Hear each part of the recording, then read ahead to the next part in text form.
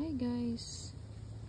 Dahil po gusto ko po ngayon ng salad, ayan, mangunguha po tayo ng lettuce. Ayan guys. Napakasulit po talaga yung lettuce namin na to. Ang dami pong binigay sa amin na blessing. Ayan guys, oh.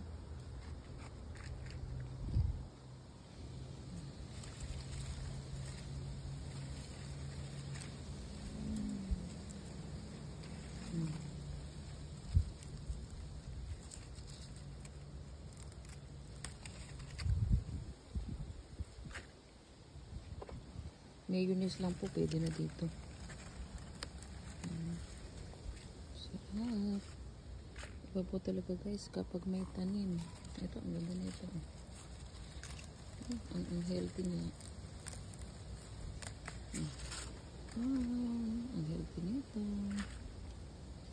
Ano pa? Well, ito ang dito guys.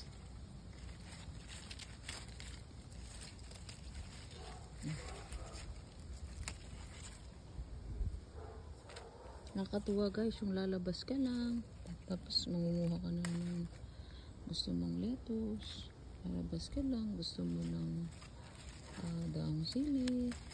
Ang sarap po talaga guys ng may tanim. So, pwede nga lang po laging sa amin dito. Hindi na po kami talaga bibili ng gulay. Press pa, libre na press pa. Kaya guys, encourage ko po kayo. Magtanim na lang po kayo ng mga gulay dyan sa bahay niyo. Makakalibre na. Press pa. Alam nyo na malinis. Basta po ito organic. Wala akong niligay ng mga pataba dito.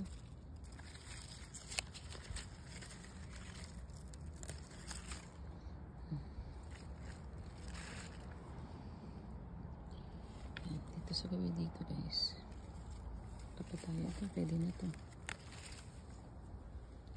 Makakadaming tayo guys. Ang sarap po talaga mag-harvest. Pinatubo ko lang po ito sa seeds. Dati po bumibili pa ako ng mga nakatubo na. Pero ngayon meron po kasi akong bili na seeds. Pupunla ko muna siya. Tapos tsaka ko siya ililipat dito sa sa aming plant box. Ayan guys, marami na. Saan pa? Ito. Laki na ito. Fresh na fresh from my garden. Ayan natin ito guys. Dami. Pero totoo lang guys, sa totoo lang. Ang sarap talaga to sa buro. Nung minsan meron tayong friend at kabayan na nagtitinda ng buro. Ayan. Bibili agad yung babe ko nun.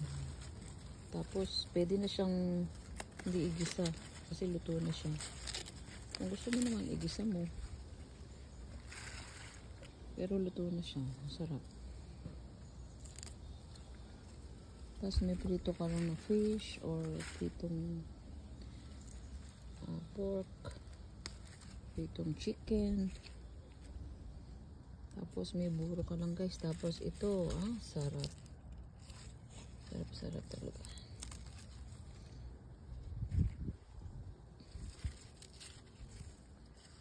Sulit po ito nung nandito pa yung aming anak na panganay.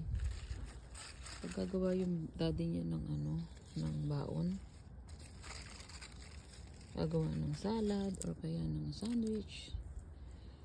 Lalagyan niya po ng lettuce. Ayan guys. Ibang araw na lang yung iba. Marami na po ako nakuha. Ba't ako nito na nga rin ito? Nakasayad na siya. Ayan guys. Ayan ang mga natira.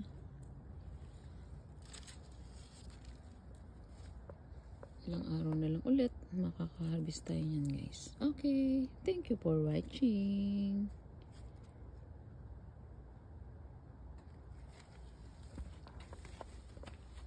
Ito ang ating na-harvest. Diba? Nakatuwa guys. Press na press. Sige guys, salamat po sa panonood nyo.